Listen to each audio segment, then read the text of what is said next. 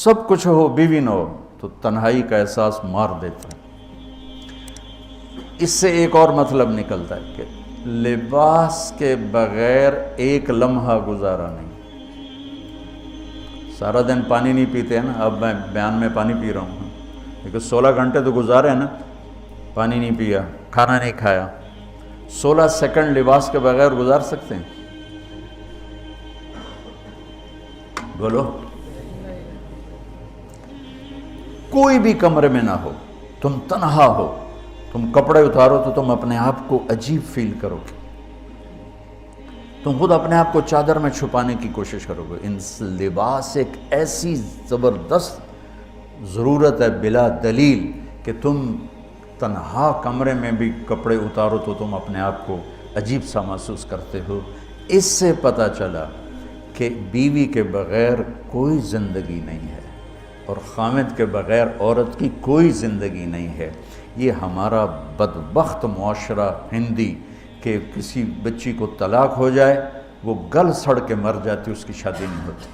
کوئی جوان بچی بیوہ ہو جائے وہ سسک سسک کے مر جاتی، اس کی شادی نہیں ہوتی۔ کوئی 40-50 سال کا ہو جائے مرد، اس کی بیوی مر جائے، کوئی اس کو لڑکی دینے کے لیے تیار کوئی نہیں۔ اور لباس کا لفظ بتاتا ہے کہ شادی کے بغیر انسان ننگا ہے، اور ننگے انسان کا کوئی کہیں بھی گزارا نہیں ہے۔ لفظ لباس بتاتا ہے کہ ہم اس چیز کو رواج دیں کہ شادیاں ہوں، بیوہ کی شادی ہو، مطلقہ کی شادی ہو، کوئی کس کی بیوی مر جاتی ہے۔ حضرت ابن مسعود کا فرمان ہے اگر میری موت میں 10 دن باقی ہوں تو بھی میں شادی کر لوں گا اگر میری بیوی مر جائے تو۔ ابو ہریرہ کہتے ہیں اگر میری زندگی میں 7 دن باقی ہوں اور میری بیوی مر جائے تو میں 1 ہفتہ بھی شادی کے بغیر نہیں رہوں گا، میں شادی کر لوں گا۔ تو ہم ایک ہندی معاشرے سے متاثر ہیں جہاں بیوہ کی کوئی سنوائی نہیں، مطلقہ کی کوئی سنوائی نہیں، اور کوئی جوان بھی 2-4 بچے ہیں اور بیوی مر جائے تو اس کی کوئی شادی نہیں ہے، وہ سسک سسک کے وہ بلک بلک کے زندگی گزارتے ہیں۔ ہم لوگ اس کو رواج دیں۔ لباس، لفظ لباس بتا رہا ہے کہ جیسے لباس کے بغیر ایک لمحہ آدمی چین سے نہیں بیٹھ سکتا، ایسے ہی اس رشتے کے بغیر زندگی میں کوئی خوبصورتی نہیں، کوئی حسن نہیں۔ میں نے جیسے کہا لباس سب سے قریب ہے، تو اس کے بعد بیوی کا حق سب سے پہلے آ جاتا ہے۔ ماں باپ کی طرف سے زیادتی آئے تو تمہارے ذمے ہے اپنی بیوی کو بچاؤ، اللہ کے واسطے اپنی بیویوں کی حفاظت کرو۔ ہاں تمہاری بیوی کی طرف سے زیادتی آئے تو اللہ کے واسطے ماں باپ کی حفاظت کرو۔ تو اس کا مطلب یہ نہیں کہ تم ڈنڈا اٹھا لو، اپنے اخلاق ایسے بناؤ، سپرنگ بن جاؤ، سپرنگ جو فریشرز کو قبول کر کے دب کر کے نیچے چلا جاتا ہے۔ نیچے جانے میں جڑ جانے کا نظام چھپا ہوا ہے کہ جھک جاؤ، ماں باپ ناراض ہو ان کے پاؤں پکڑ لو، بیوی ناراض ہو اس کے پاؤں پکڑ لو۔ ذلت میں عزت چھپی ہوئی ہے، ساری زندگی کا تجربہ بتا رہا ہوں۔ ذلت، اللہ کی رضا کے لیے ذلت اٹھانے میں عزت چھپی ہوئی ہے۔ ہن لباس لکم، کتنا ہی مجھے غصہ چڑھا ہو میں اپنے کپڑے پھاڑوں گا، مجھے غصہ آ گیا میں نے اپنے کرتے پھاڑنے میں، کسی یہ پاگل تو کرے گا، سمجھدار دوئے دا کرتا پاڑے گا، اپنا نہیں پاڑے گا۔ اب مجھے بیوی پہ غصہ چڑھ گیا تو میرا لباس ہے، اس کو تار تار کر دوں، گالیاں دوں، تھپڑ ماروں، تو ایسا ہی جیسے میں اپنے کرتے کو پھاڑ رہا اور اپنے کرتے کو تار تار کر رہا۔ بیوی کو غصہ چڑھے تو وہ اپنے کپڑے پھاڑتی ہیں۔ کپڑوں کے لیے کتنے حفاظتی نظام ہیں، الماریاں بنی ہوئی ہیں اور ہینگر بنے ہوئے ہیں، کریز خراب نہ ہو۔ میں جب پڑھتا تھا نا لاہور، تو اسکول میں یا کالج کا میں سب سے خوش لباس لڑکا کہلاتا تھا، کہ میں اپنی اسکول سے آ کر نا، اب ہاسٹل میں کوئی استریاں تو ہیں نہیں، نہ ہی کوئی نوکر، تو اپنی پتلون کو ایسے ہاتھوں سے استری کرنا اور کر کے پھر تہ لگانا، پھر سرانے کے نیچے رکھنا، پھر اس کے اوپر سونا تاکہ خود بخود استری ہو جائے اور کریز ٹھیک ہو جائے، اور رات کو بالوں کے اوپر رومال باندھنا تاکہ بالوں کی سیٹنگ خراب نہ ہو جائے۔ کیونکہ میں نے بال بنوائے تھے وحید مراد کٹ بال، 2 فلم سٹاروں کا ہیئر کٹ چلا، ایک دلیپ کمار کا، ایک وحید مراد کا۔ تو عام جو تھے نا بال کاٹنے والے، وہ 8 آنے لے کے بال کاٹ دیتے تھے۔ وحید مراد کٹ کے لیے 5 روپے لگتے تھے۔ 5 روپے اس زمانے میں بہت بڑی دولت تھی، جب ڈالر 1 روپے کا تھا۔ $5 کتنے ہو گئے ہیں جی؟ 500 سے اوپر ہے۔ تو یوں سمجھو کہ وہ 5 روپے دے کر وحید مراد کٹ بنتا تھا، تو پھر میں وہ اوپر رومال باندھتا تھا کہ سوتے ہوئے میرے بالوں کا ہیئر سٹائل خراب نہ ہو جائے۔ ایک چھوٹا سا بچہ ہے لیکن اپنے لباس کو کیسے حفاظت کر رہا ہے، کریز ٹھیک کر رہا ہے، سرانے کے نیچے رکھ رہا ہے اور اس کو صاف ستھرا رکھ رہا ہے۔ ہم کھاتے ہوئے کیا کرتے ہیں، آگے اگر کپڑے نئے پہنے ہوں تو آستینیں چڑھا لیتے ہیں کہ کہیں کوئی شوربہ کچھ سالن ادھر نہ لگ جائے، ادھر نہ لگ جائے۔ میں جب بھی بیٹھتا ہوں تو میری بیوی کہتی ہے آستینیں چڑھاؤ، آستینیں چڑھاؤ، لگ نہ جائے۔ اور آگے ہم کیا کرتے ہیں، تولیہ رکھتے ہیں، نیپکن رکھتے ہیں، رومال رکھتے ہیں۔ بڑے بڑے ہوٹلوں میں جاؤ تو پہلے وہ ساتھ رکھا ہوتا ہے کہ کوئی کھانے کا ذرہ گرے، سالن کا کوئی قطرہ گرے تو آپ کے کپڑے خراب نہ ہوں۔ ہم کیچڑ میں جا رہے ہوں تو ہم اپنے پاؤں گندے کر لیتے ہیں، کپڑے گندے نہیں ہونے دیتے۔ اپنے شلوار اوپر کر لیتے ہیں، پتلون اوپر کر لیتے ہیں، پاجامہ اوپر کر لیتے ہیں۔ تو جب کہیں سے کوئی آنے لگے ایسی ناگواریاں تو اپنے اوپر لے لو، بیوی پہ نہ آنے دو۔ ہم کپڑا بچاتے ہیں یا پاؤں بچاتے ہیں؟ کپڑا بچاتے ہیں، شلوار اوپر ٹانگ لیتے ہیں، کرتے کو یوں سمیٹ لیتے ہیں۔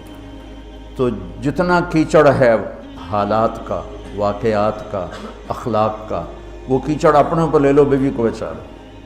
اور بیوی کیا کرے، وہ جتنا کیچڑ ہے حالات کا، واقعات کا، ناگواریوں کا، اپنے اوپر لے لے، خامد کو بچا لے۔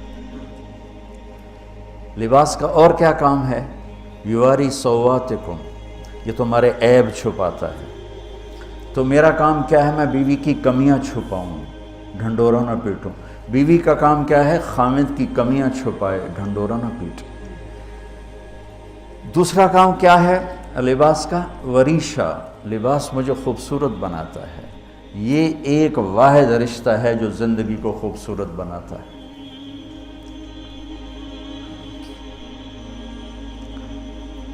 ہن لباس لکم انتم لباس لہن۔ تو لباس کیا کرتا ہے، زیب و زینت۔ لباس کیا کرتا ہے، عیب چھپاتا ہے۔ لباس کیا کرتا ہے، خوبصورت بناتا ہے۔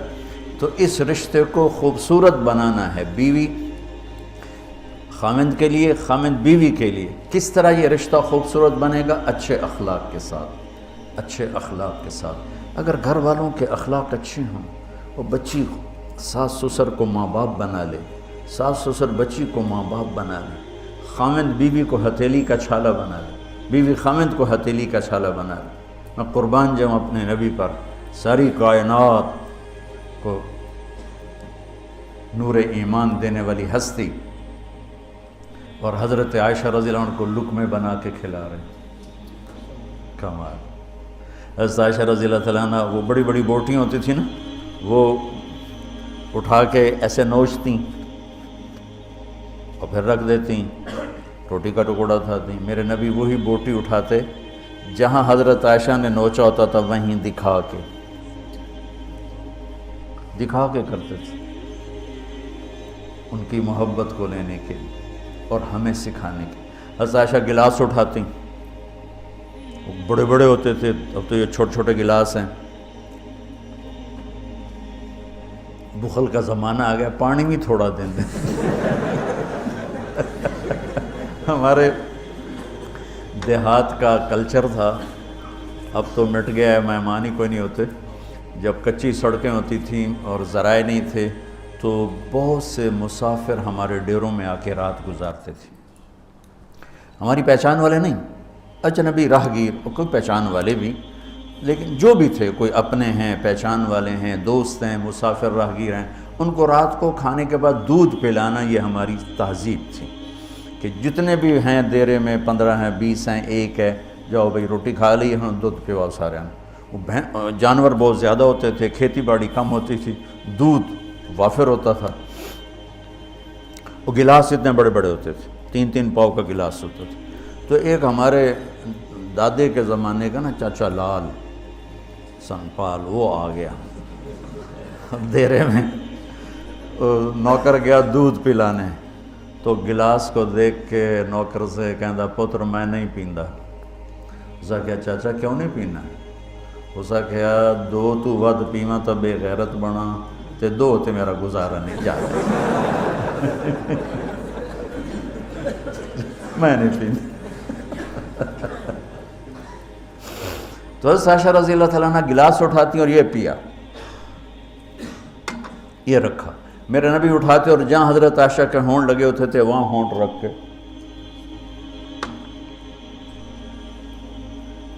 یہ زندگی سکھائی ہے۔ یا عائشو، کیا محبت سے بولا عائشہ نے، یا عائشو، یہ عاشقانہ انداز ہے، محبوبانہ انداز ہے۔ یا حمیراء، عائشہ آؤ دوڑ لگائیں۔ عائشہ مجھے پتہ چل جاتا جب تو میرے اوپر ناراض ہوتی ہے۔ حضرت عائشہ نے کہا وہ کیسے؟ کہ جب تو میرے اوپر ناراض ہوتی ہے نا تو یہ نہیں کہتی مجھے رب محمد کی قسم، تو کہتی مجھے رب ابراہیم کی قسم۔ جب تو میرے اوپر راضی ہوتی ہے تو کہتی ہے مجھے رب محمد کی قسم، اور جب تو میرے اوپر ناراض ہوتی ہے تو کہتی مجھے رب ابراہیم کی قسم۔ کہ یا رسول اللہ صلی اللہ علیہ وسلم نام ہی آپ کا نہیں لیتی، میرا تو دل آپ پہ کیا، میری جان قربان ہے آپ پر۔ عرب کے ماحول میں اظہار عشق عیب تھا بیوی سے، ہاں معشوق سے اظہار عشق ساری شاعری بھری پڑی، تم نے شعراء جاہلیت پڑھو یا بعد کو پڑھو، بھری پڑی۔ وَهَلْ تَبْكِينَ لَيْلَا إِذَا مِتُّ قَبْلَهَا وَقَامَ عَلَىٰ قَبْرِ النِّسَاءُ النَّوَائِحُ لَيْلًا كَمَا لَوْ أَصَابَ الْمَوْتُ لَيْلًا بَكَيْتُهَا وَجَادَ لَهَا دَمْعًا مِنَ الْعَيْنِ الصَّافِحُ وَأَغْبِطُ مِنْ لَيْلًا بِمَا لَا أَنَالُهُ بَلَا كُلُّ مَا قَرَّتْ بِهِ الْعَيْنُ طَائِعُ وَلَوْ أَنَّ لَيْلًا، دیکھو لیلہ 4 شعر ہیں، لیلہ ہر شعر میں لیلہ۔ وَلَوْ أَنَّ لَيْلَ الْأُخَيْلِيَّةَ سَلَّمَتْ عَلَيَّ وَدُونِي جَنْدَلٌ وَالصَّفَائِحُ لَسَلَّمْتُ تَسْلِيمَ الْبَشَاشَةِ أَوْ زَقَا إِلَيْهَا صَدًا مِنْ جَانِبِ الْقَبْرِ سَائِحُ۔ وہ بڑے زور شور سے لیلہ لیلہ لیلہ اپنے اشعار میں کہہ رہا ہے، لیکن بیوی سے اظہار عشق عیب، موت۔ اس ماحول میں جس میں بیوی سے اظہار عشق ایک عیب تھا اور معشوق سے اظہار عشق شاعری بھری پڑی ہے۔ ترکت ہوا لیلا وسعد بمعزل، کیا کیا خوبصورت شاعری ہے۔ بے بالشموس الجانحات غواربا، اللہ بساط من الحریر جلاببا حاولنا تفدیتی وخفنا مراقبا فوضعنا ایدیہن فوق ترائب۔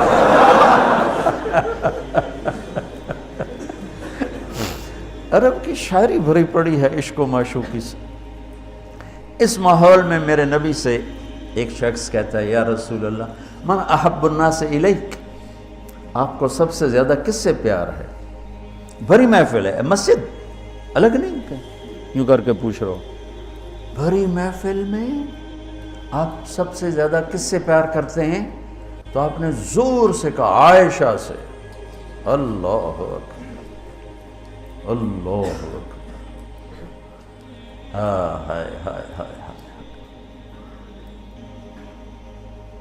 وہ تو ہل گئے، کہنے لگے، ان کی تو سمجھ میں نہیں آئی بات، تو انہوں نے کہا یا رسول اللہ میرا مطلب ہے مردوں میں آپ کس سے زیادہ پیار کرتے؟ تو آپ کو اندازہ ہو گیا بھائی کیوں یہ پوچھ رہا ہے، اس کو ہضم نہیں ہوا جواب۔ تو آپ نے کہنا تھا ابو بکر سے، تو آپ نے فرمایا مردوں میں عائشہ کے عباس، ابوہا عائشہ کے عباس۔ کیا زندگی سکھائی۔ ہن لباس لکم وانتم لباس لہن، یہ تمہارا لباس ہیں، تمہیں کتنا ہی غصہ چڑھے لباس تو نہیں پھاڑو گے. تمہیں غصہ چڑھے بیوی کو بے عزت نہ کرو. بیوی کو غصہ چڑھے تو کرتا پھاڑے گی, اپنا دوپٹے کو آگ میں ڈالے گی, نہیں, اس کو بچائے گی. صرف پاگل یہ کام کرتا ہے. اسی ایک لفظ لباس کے اندر زندگی گزارنے کا پورا طریقہ موجود ہے. اور اسی کے اندر بیواؤں کی, مطلقہ کی, رنڈوے کی شادی کا اشارہ خوبصورت موجود ہے کہ لباس کے بغیر تو ایک لمحہ انسان نہیں گزار سکتا.